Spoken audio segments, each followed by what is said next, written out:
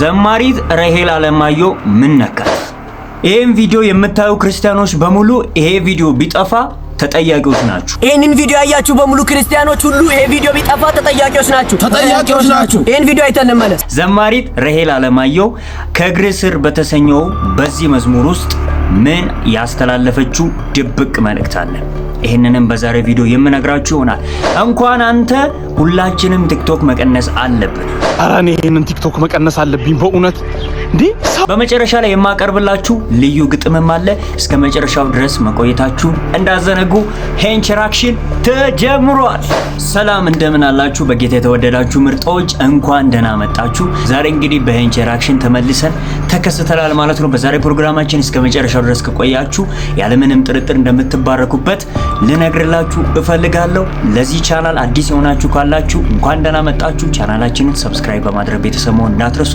ይሄ ቪዲዮ ለብዙ ሰዎች እንዲደርስ ላይክ በማድረግ ጀምሩ። ዝግጁ ከሆናችሁ ወደ ቪዲዮ እንግዲህ ወዳጆች፣ የዛሬን ቪዲዮ ከመጀመራችን በፊት እነዚህ ወንድሞች የተናገሩትን ሐሳብ ተመልክተን ስለ ዘማሪት ራሄል አለማየሁ መዝሙር ስለ አዲሷ ዝማሬ ብዙዎቻችሁ የማላጠብቁ ትችላላችሁ። አንድ ድብቅ ያስተላለፈችውን መልእክት የማጋራችሁ ይሆናል ማለት ነው። የእነዚህን ልጆች መልእክት እንስማ እስቲ ቀድመን። ይሄንን ቪዲዮ ያያችሁ በሙሉ ክርስቲያኖች ሁሉ ይሄ ቪዲዮ ቢጠፋ ተጠያቂዎች ናችሁ። ይሄን ቪዲዮ አይተን እንመለስ። ኢየሱስ ሲባል ይከፋችኋል? አዎ ይከፋናል። አዎ ስሙ ሲጠራ አይደለም የከፋን፣ ስታጠለጥለው ነው የከፋን። የኢየሱስን ስም ካላቆላመጥን የማንን ስም ልናቆላምጥ ነው? የማንንም የኢየሱስን ስም ካላሞጋገስን ካላከበርን የማንን ስም ልናከብር ነው? የማንንም የኢየሱስ ጌትነት ተደርጎ ሳይሆን ሆኖ ጌታ ነው። ኢየሱስ ክርስቶስ ዛሬም እስከ ለዘላለም ብቻውን ጌታ ነው። እንግዲህ እንደሰማችሁት ነው።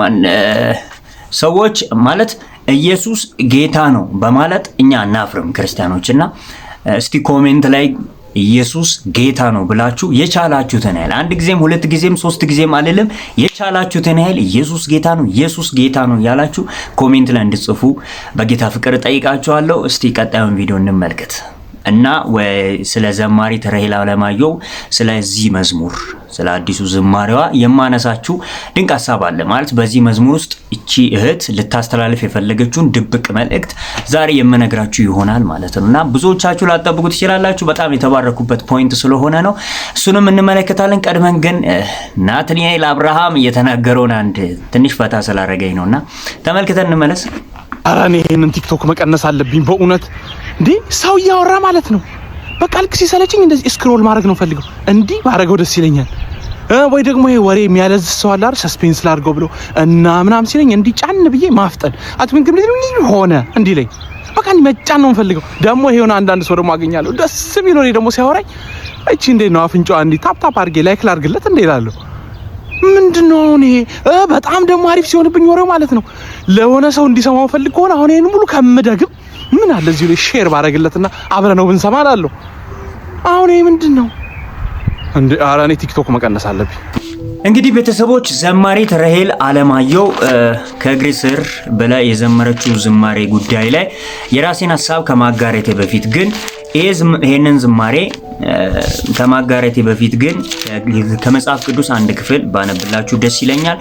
የሉቃስ ወንጌል ከአዲሱ መደበኛ ትርጉም ነው ማነብላችሁ። የሉቃስ ወንጌል ምዕራፍ 10 ከቁጥር 38 ጀምሮ ያለውን የእግዚአብሔርን ቃል እንደሚከተለው አነባለሁ። እንደዚህ ብሎ የእግዚአብሔር ቃል ይናገራል።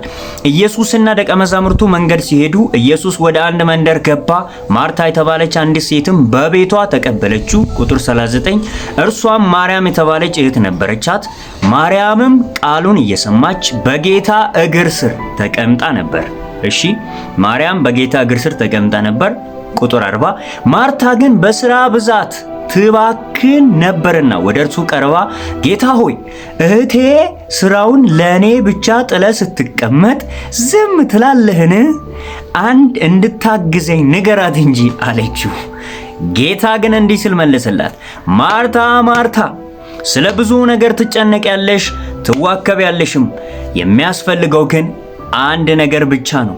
ማርያም እኮ የሚሻለውን ድርሻ መርጣለች፣ ይህም ከርሷ አይወሰድባትም።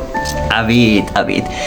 ከዚህ ክፍል ነውና ይሄ ዘማሪት ራሄል አለማየሁ ከእግር ስር የሚለውን ዝማሬ የዘመረችውና በእግሩ ስር ስለመቀመጥ ነው ይህንን ዝማሬዎች የሚያነሳው። በጌታ ላይ ስለማረፍ ሸክምን በእግዚአብሔር ላይ ስለማራገፍ ነውና የምትዘምረው።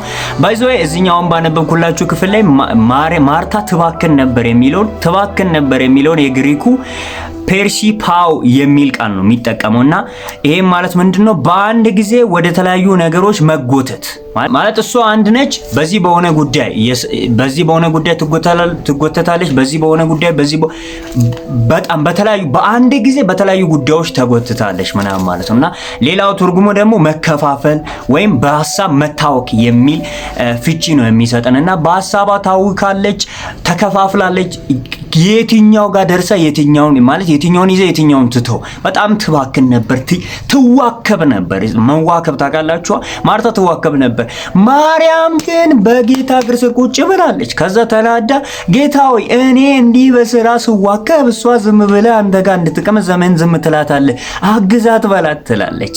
ጌታ ግን አንድ ነገር አላት። ማርታ አንቺ በብዙ ነገር ትጨነቂያለሽ፣ በብዙ ነገር ትታወቂያለሽ፣ የሚያስፈልገው አንድ ነገር ብቻ ነው ይላታልና ማርያም መልካም እድል መርጣለች፣ እርሱ ከእርሷ አይወሰድባትም። የማርያም ምርጫውን አስባችሁታል? በእግሩ ስር መቀመጥን መርጣለች። ስራ ጠፍቶባት አይደለም፣ የምትሰራው ስራ ስለሌለ ጊዜ ሞልቶ ስለተረፈ ምናምን አይደለም። ብዙ አትሊስት ስራ ባይኖራት እንኳን ማርታን ማገዝ ትችል ነበርና በጣም ቢዚ የሚያደርጉ ነገሮች ባሉበት ሞሜንት በጌታ ስር መቀመጥን መረጠች። ልክ እንደዛ አሁን ያለንበትም ዘመን ላይ በጣም ብዙ የሚረብሹ ነገሮች አሉ። ብዙ በጣም ቢዚ የሚያደርጉ ሀሳባችንን የሚከፋፍሉ ትኩረታችንን ሊወስዱ የሚፈልጉ በጣም ብዙ ነገሮች አሉና በዚህ ጊዜ ግን በጌታ እግር ስር መቀመጥ አንድ ነገር ልንገራችሁ ወዳጆቼ።